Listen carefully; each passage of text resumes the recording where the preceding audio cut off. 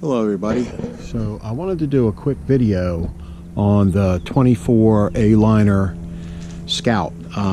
Looking online, I couldn't find a lot of videos, so I just wanted to do one real quick so people could see if there's any differences between them. I'm not real familiar with the 23 years, but this one here, from what I've seen online, there are a few minor changes. So on the front, there's really not a whole lot of a change, I don't think, from the tongue.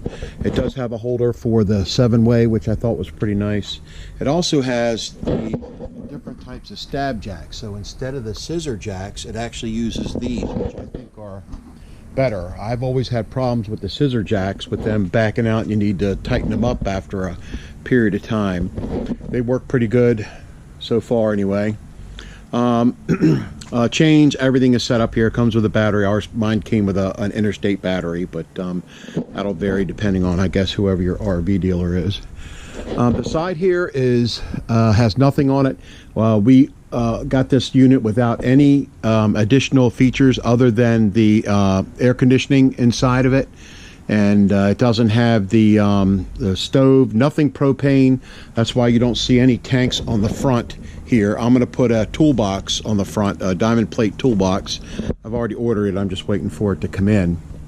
So there's nothing else on this side. 30 amp power, water inlet, just straight into the sink. And then there's a drain right here that you can see that just provides the outlet for the water, the gray water from the sink. It's got the painted black aluminum wheels. It has the stab jacks again in the back, full-size spare, and it has a receiver in the back. And the dealer said it's just for bicycles, and after getting underneath it and looking at the way it's connected to the frame, that's probably just about it, or the bicycles or something like that, something very lightweight. LED lights all the way around. It has 2 compartment openings, of which each compartment you're also able to access on the inside, underneath the bench seats. Holders for each, a single outlet on the outside, an amber light on the passenger side. What I like about this one here is it has a standard type of mechanism for the door lock, so I could swap that out with one that is a combination one if I decide I want to. I also have a 5th wheel, and I had that swapped out on that one there, and that's a real good feature to have, especially if you're in and out of it a lot. The dealer also included a handful of other items, including the 110 to 30 amp adapter, also the adapter from Valterra that takes it from the drain to a standard garden hose adapter. So this one here is all up.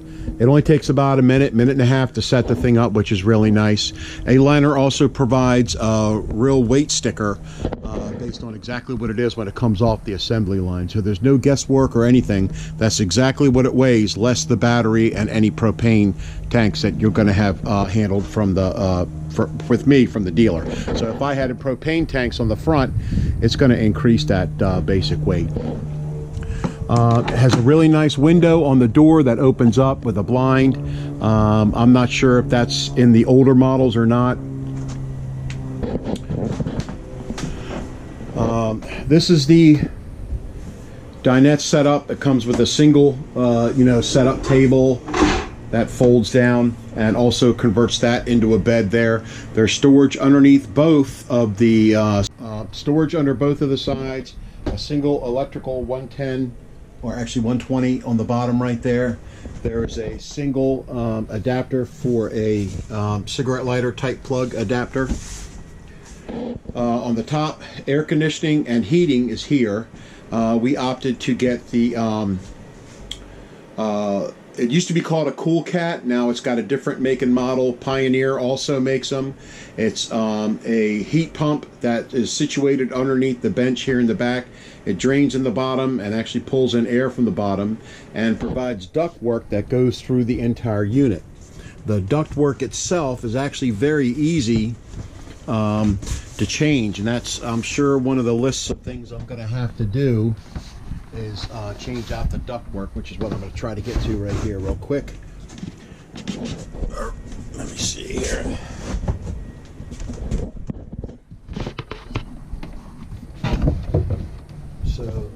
There's some storage there. That's the exterior outlet, and it has a cardboard type of hose on it, which I'm sure I'm going to end up replacing sooner than later. Most people who have that actually complain about the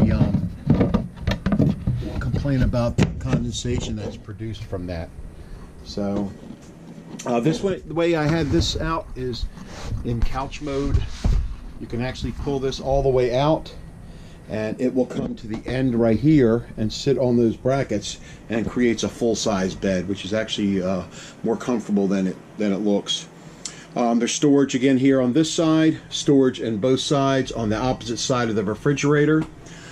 This newer version also comes with a really nice LED light, much better than the old ones. It's also completely dimmable. If you hold your hand on it, finger, it'll automatically, you know, brighten dim for you, which is actually a really nice feature from what I've read.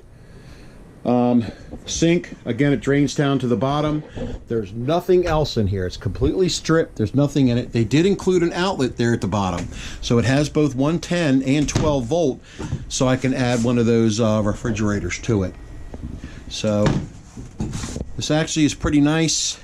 It's almost a blank slate where you can add anything that you want to it.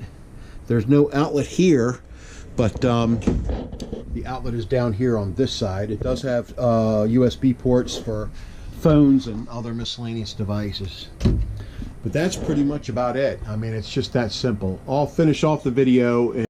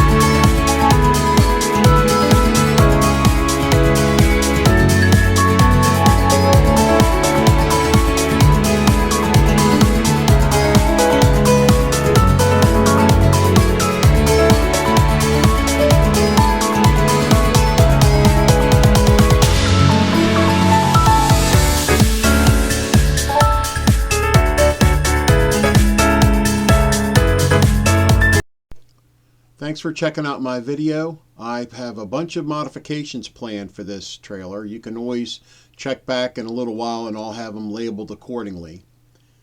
Thanks again.